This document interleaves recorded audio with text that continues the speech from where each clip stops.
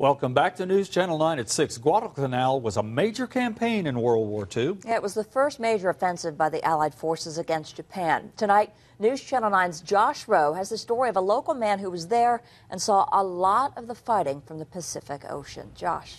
Kim and Calvin, the Battle of Guadalcanal, codenamed Operation Watchtower, it started 72 years ago next month. Ended February 1943. It was fought on and around the island. 3 major land battles, 7 naval battles. Chattanooga's George Palmer was there on a destroyer in the Pacific. Mr. Palmer joined the Navy in 1941. I went in about 8 months before Pearl Harbor. He served on several different naval vessels, but saw the most action on the USS Duncan.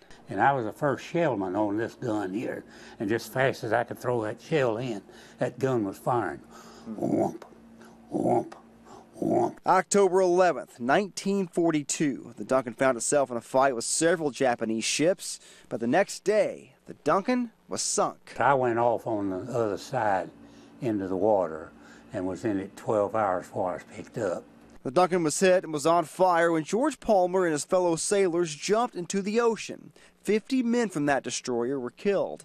George Palmer and 194 other men spent hours floating in the shark-infested waters, but made it out alive. When I was picked up, I looked down and sharks was all over the place, but they never did bother me. Mr. Palmer happy to make it out of that fight, got a few days off. I came home on survivor's leave and met Virginia, and we dated then, and then I went back overseas and was gone almost 2 years. He spent a lot of time thinking about the girl he met in Chattanooga.